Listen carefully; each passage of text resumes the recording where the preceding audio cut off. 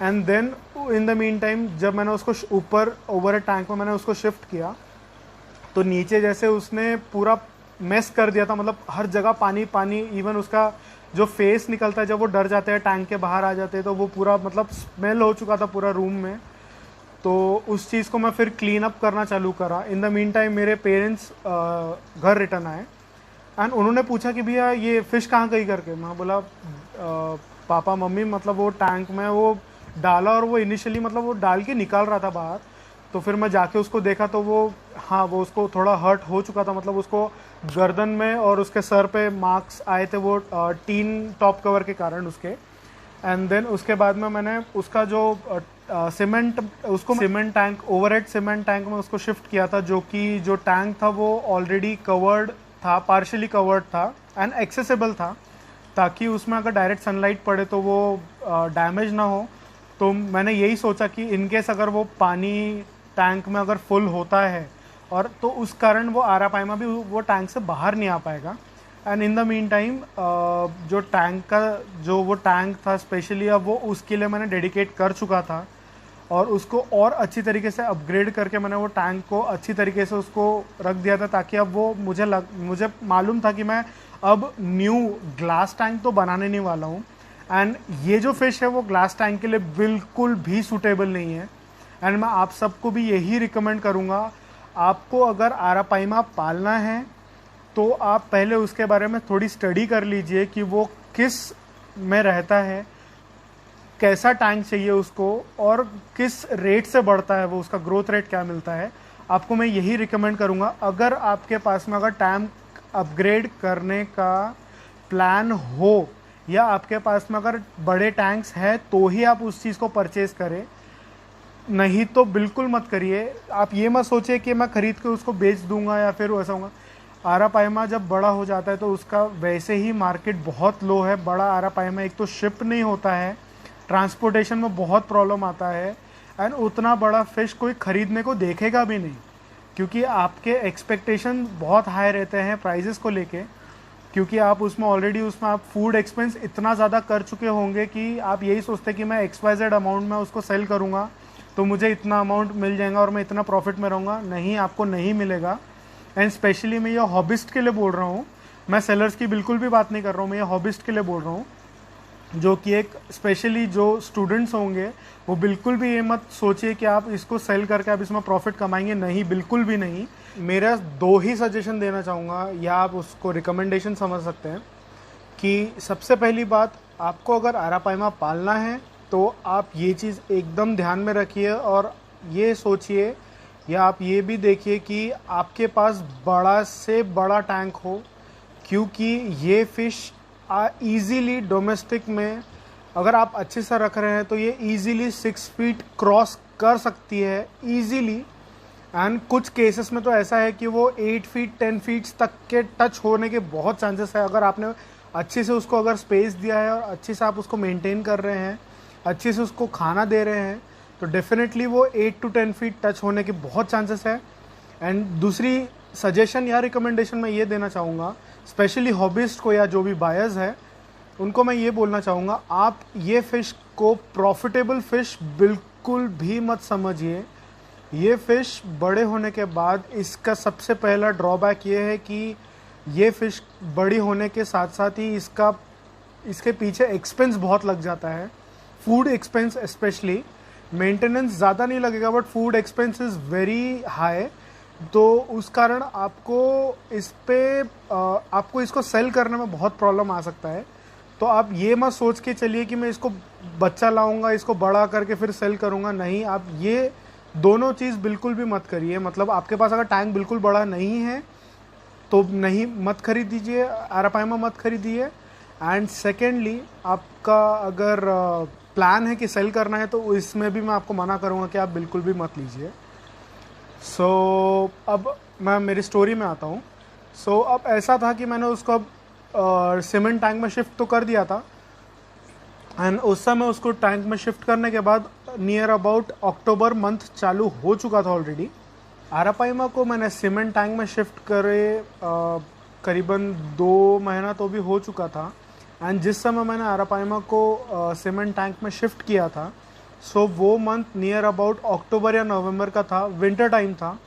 सो अब उसने जैसे अब न्यू एनवायरनमेंट में जब वो आया प्लस ठंडा वेदर, उस कारण उसने नियर अबाउट 3 मंथ्स उसने बिल्कुल भी कुछ एक छोटा सा फूड भी उसने कंज्यूम नहीं किया था। सो मतलब उसकी हेल्थ, मतलब उसका बॉडी फैट जो था वो एकदम कम हो चुका था और वो बहुत पतला हो चुका था। मतलब वो ऑलरेडी जब वो 27 या 30 इंचेस के आसपास टच हो चुका था तब मैंने उसको वो टैंक में शिफ्ट किया था।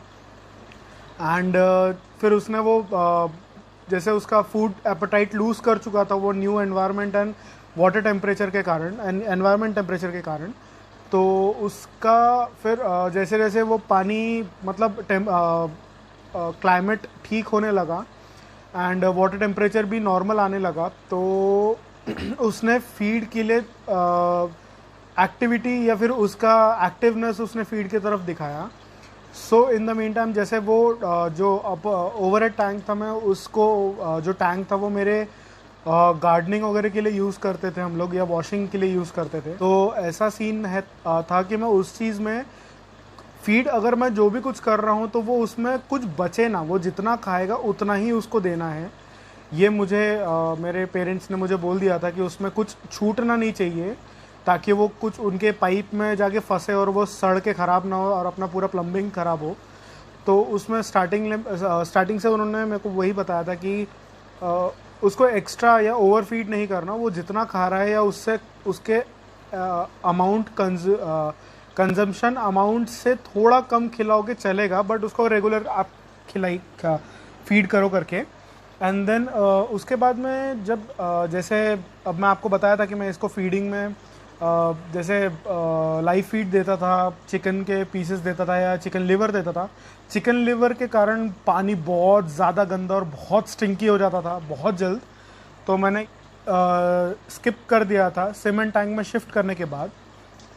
उस वक्त मैं उसको मार्केट में जो पूरी फ़िश आती है, मतलब बिना कुछ कट करे, बिना सिर्फ उनका स्टमक क्लीन करता था मैं।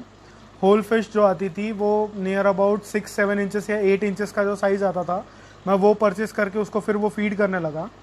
एंड उसमें जो वैरायटी आती थी वो उसमें जो वलागो अट्टू जो रहता है उसके जो बेबीज़ आते थे वो, या टूना के छोटे पीसेस करवाता था मैं, या फिर रहू कतला के छोटे पीसेस आते थे, या मागुर फिश जो आती है जो commonly known as clarias fish, commonly available in fish market, तो वो उसके बेबीज़ खिलाता था मैं उसको इनिशियली, ताकि वो उसका बॉडी फैट लेवल वापस इंक्रीज़ हो और वो उसके वीकनेस से बाहर आए एंड वो एनवायरनमेंट में बहुत जल्द ही सेट हो जाए। सो अब जब वो अच्छी से उसका जब ये फीड मैंने जब कंटिन्यू रखा मैंने उस चीज़ को, तो उसका मतलब अब लेंथ बढ़ के वो 3 फीट 3.5 फीट तक टच हो चुका था। 3.5 फीट के बाद में उसका ग्रोथ रेट कम हो गया एंड वो ग्रोथ रेट कम होने के बाद उसका थिकनेस बढ़ना चालू हुआ। मतलब वो राउंड सर्कमफ्रेंस में उसका बॉडी का शेप बड़ा होने लगा। मतलब वो अब लेंथ वाइज नहीं बढ़ रहा था, वो उसका थिकनेस बढ़ रहा था, उसके बॉडी का बल्कीनेस बढ़ रहा था उसके बॉडी का। तो उसका जो फीडिंग अब हैबिट जो मैंने लगाया था उसका ऐसा था कि वो एवरी सेकेंड डे में उसको फीड करता था। एंड जब मैं ऑलरेडी जब वो मेरे ग्लास टैंक में था तो उसका जो कंजम्पशन था, फूड कंजम्पशन था, वो नियर अबाउट 1 पाव के आसपास था, 250 ग्राम्स के आसपास। देन इवेंचुअली जब उसका साइज़ बढ़ता गया तो ऑब्वियसली उसका डाइट भी बढ़ेगा। तो अब जैसे वो ऑलरेडी 2.5-3 फीट के आसपास जब वो टच हो चुका था, जब वो टैंक में था, तो उसका जो कंजम्पशन रेट था वो around ½ kg at a time था। उसका ½ किलो एक टाइम पे खाता था। एंड उस वक्त फिर मैंने उसको हेवी फीड दिया, मतलब उसको मैं एवरी सेकेंड डे उसको पूरा स्टमक फुल होने तक के मैं उसको फीड करता था। And in the mean time मैंने उसको काफ़ी कुछ खिलाया। मतलब मैं उसमें मैंने उसको चिकन चिक्स खिलाया है, फ्रॉक्स खिलाया है, एंड देन उसके बाद में उसको लाइव फिशेस, बड़े फिशेस खिलाया है, जैसे तिलापिया खिलाया है, एंड क्लैरियस फिश खिलाया है, मागुर फिश जो बोल सकते हैं। एंड जो डेड फिश होती है वो खिलाया है। मतलब उसको वैरायटी ऑफ फिशेस उसको मैंने लाइव एंड डेड या फ्रोज़न में उनको दोनों का कॉम्बिनेशन उसको फीड करता था एवरी सेकेंड डे, जिसके कारण उसका बल्कीनेस बढ़ता गया एंड उसका रेडनेस उसका बॉडी का और एनहांस होते गया। अब मैं उसके आरापाइमा के बॉडी कलर पैटर्न के बारे में आपको कुछ बताना चाहूँगा। जो मैंने नोटिस किया है वो ऐसा था कि जो फर्स्ट लेयर जो स्केल का रहता है, मतलब ओरिजिनल स्केल लेयर जो रहता है, उसमें कलर बहुत जल्दी डेवलप होता है उसका। एंड हाँ, वो उसका फुल बॉडी कवर हो सकता था मेरे फिश का, बट इवेंचुअली मेरे जैसे मैंने आपको बताया कि मेरा अरवाना एग्रेशन के कारण उसने पूरे उसके स्केल्स उधाड़ दिए थे और मतलब उसको बहुत डैमेज किया था। तो उसके स्केल्स रेड हुए थे बड़े होने के बाद, बट जो हो सकते थे मतलब उसका शायद बॉडी रेशियो कलर का और ज़्यादा हो सकता था, तो उसका 60% ही अचीव हो पाया। एंड तो मैं आपको यही रिकमेंड करूँगा कि आप अगर उस चीज़ को रख रहे हैं तो आप ये सोच के रखिए कि उस पर कोई अटैक ना करे, ताकि उसका कलर पैटर्न या उसका जो बॉडी प्रोपोर्शन जो कलर जो ओरिजिनली आने वाला रहेगा वो एटलीस्ट डैमेज ना हो। एंड हाँ, बस इतना ही रहेगा। एंड मॉन्स्टर फिशेस का एक चीज़ बहुत ज़्यादा अच्छी चीज़ है कि उसमें आपको कलर एनहांस करने के लिए आपको ज़्यादा मेहनत करने की ज़रूरत नहीं रहेगी। उसको आप अच्छी तरीके से बस वाटर क्वालिटी मेंटेन करिए, आप उसको सिर्फ अच्छा स्टेबल फूड दीजिए, दैट्स इट। उसमें आपका उसका हेल्थ भी अच्छा रहेगा एंड उसका कलर भी आपको दिखेगा, उसका सब कुछ बढ़िया रहेगा और वो पूरा एक्टिव रहेगा विदाउट एनी उसको डिजीज़ भी नहीं पकड़ेगा, उसको ना कुछ होगा। देन उसके बाद में अब जैसे मैं आपको बता चुका हूँ कि मैं उसको सीमेंट टैंक में रख के मतलब उसको फीडिंग कैसा देता था, कितना देता था। सो अब मतलब वो होते होते मतलब वो नियर अबाउट 1 साल के अंदर वो 3.5 फीट टच हो चुका था। एंड देन उसके बाद में जब बचा हुआ जो मेरे साथ 6 महीना था वो मेरे साथ था, तो वो एक्चुअली ऐसा हुआ था कि जब एक्चुअली पूरी फैमिली हम लोग बाहर गए थे, ट्रिप के लिए गए थे। इन द मीन टाइम नागपुर में उस समय टेम्परेचर बहुत ठंडा था। तो उस समय जिस दिन उसकी शायद डेथ हुई होगी, मेरा उस समय मानना है कि 24 दिसंबर 2014 को उसका डेथ हुआ, जो कि उस दिन का रिकॉर्डेड टेम्परेचर वॉज अराउंड 4.0 और 3.9 अराउंड, मतलब बहुत उस साल का लोएस्ट टेम्परेचर था। एंड उस कारण अगर वो ठीक है कि उसमें जो सीमेंट टैंक था, सीमेंट टैंक की थिकनेस अराउंड 9 इंचेस की थी, बट स्टिल वो वाटर काफ़ी ठंडा हो चुका था और हम लोग घर पे नहीं थे। एंड उसमें जो हीटर लगा हुआ था वो माल फंक्शन कर गया और वो बंद हो चुका था और हम लोग करीबन 5 से 6 दिन के लिए बाहर थे। तो उस कारण उसका जो वाटर टेम्परेचर जो मैंने मेंटेन करके रखा था हीटर से, वो पूरा मतलब पूरा लो हो चुका था। एंड जब जिस समय मैं वो ट्रिप से रिटर्न आया घर पे, मैंने ये देखा कि वो आरापाइमा ऑलरेडी मर चुका था और वो सड़ के वो ऊपर आ चुका था, मतलब वाटर लेवल वाटर टॉप पे वो फ्लोट कर रहा था।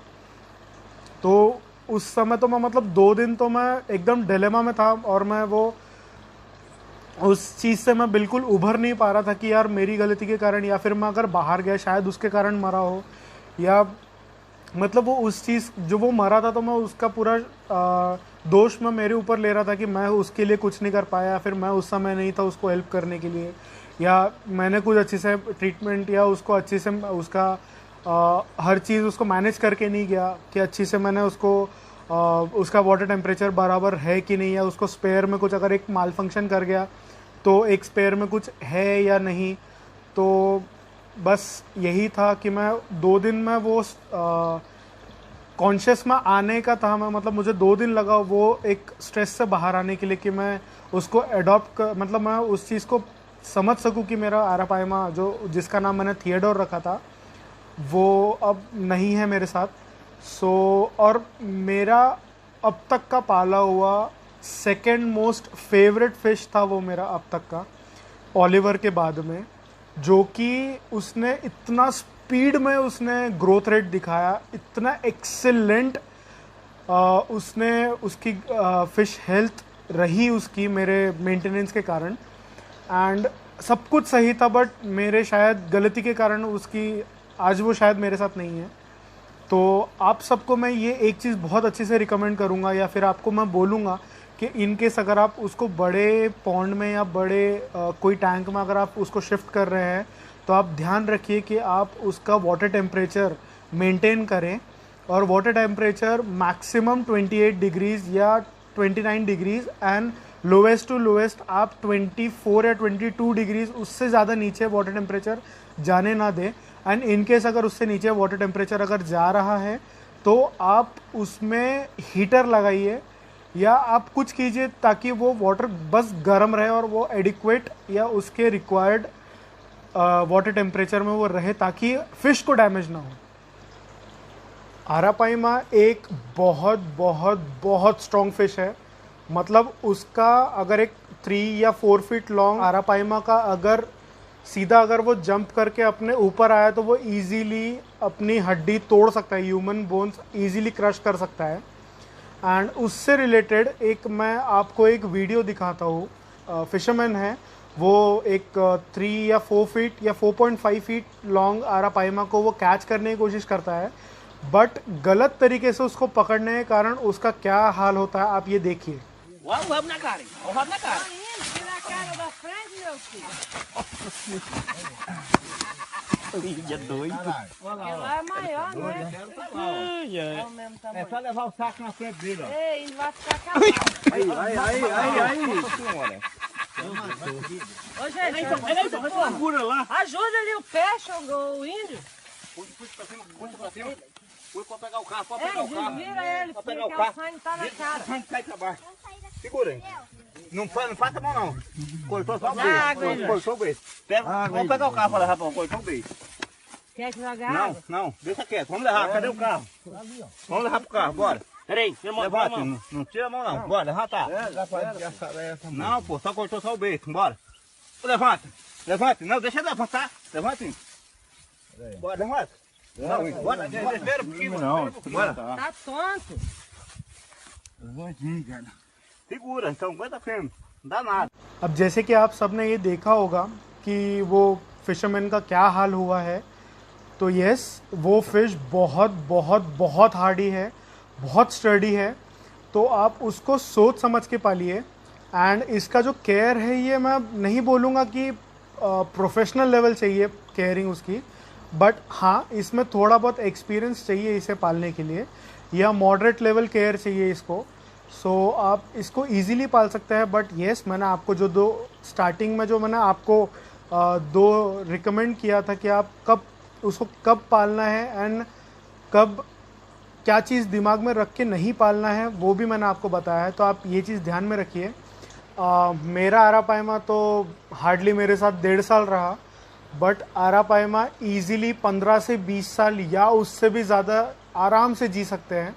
जैसे कि आप सब ये देख रहे होंगे कि फेसबुक पे ही एक इंटरनेशनल कीपर ने उसने शेयर किया कि उसके जो आरापाइमा था वो 21 इयर्स का था। 1998 में उसने उसको उसके साथ रहना चालू किया या फिर उसको पालना चालू किया। एंड उसका आप साइज़ देख सकते हैं कि वो 21 इयर्स में 8 फीट टच हुआ है उसका लेंथ। एंड बहुत ब्यूटीफुल फिश है। आप बस अच्छी से केयर कीजिए उसकी, आप अच्छी से रखिए। तो बस आज के लिए बस इतना ही था।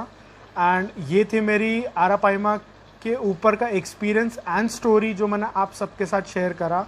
आई होप कि ये आप सबको बहुत पसंद आया होगा। कमेंट सेक्शन में आप मुझे पूछ सकते हैं कि क्या करना है, तो मैं आपको वहाँ पे डेफिनेटली आप सबको रिप्लाई दूंगा। चलिए इतना ही रहेगा आज का। एंड आई होप कि आप जितने भी लोग हैं जो आरापाइमा पाल रहे हैं उन सबको, या फिर जो लोग नए सोच रहे हैं कि मैं आरापाइमा पालूँ, आई होप कि मैं आप सबके क्वेश्चंस या आप सबके जो दिमाग में विचार चल रहे थे कि क्या करना है या उनकी क्वेरीज थी कि आपको कैसा रखना है, क्या रखना चाहिए, कैसे फीडिंग होना चाहिए, तो आई होप कि मेरे वीडियो से आपको ये सब क्लियर हुआ होगा। एंड बस चलिए आज का एपिसोड यहीं ख़त्म करते हैं।